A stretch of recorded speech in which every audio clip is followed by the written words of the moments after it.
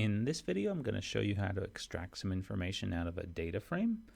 What we want to look at first is just the data frame that we've already got loaded, this one that's called cartoon. It's got 6 observations on 6 variables.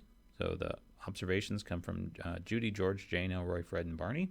And the variables are their first name, whether their last name is Jetson or not, their hair color, their shoe size, their age, and the number of toes. Super exciting information there. Now, what we might want to do is just extract small pieces of that for use later on.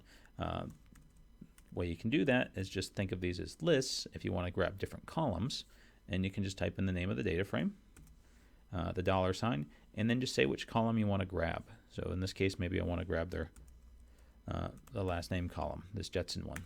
And so that will bring back just that column of information there. It's actually a vector of just trues and falses that it brings back for me. That's one way I can go about getting it. Another way I can pull out that column is I can pull this $sign out here. I can throw some square brackets in there, and then that's the second column. So I can treat this as a matrix and just say, okay, I want everything in the first, or I want all the rows. I do comma, and I want to be in the second column, and that comes back with the exact same thing there. That's going to be something more useful to us, especially if we want to get more than one column. Maybe I want to get the second and the third column. I do a comma, 2:3, or put in some kind of vector there, and that'll bring me back the last name and the hair colors for it there.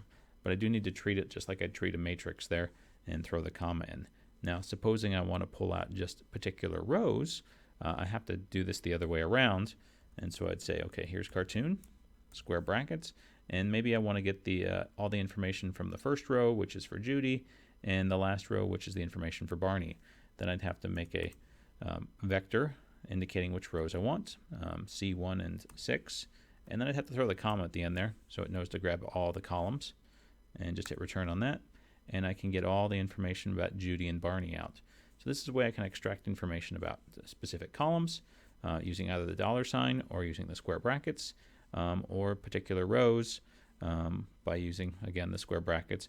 And you got to make sure if you're using the numbers, you throw the comma in there so you know which ones to refer to. And that's how you can extract different things, different rows, different columns out of these guys.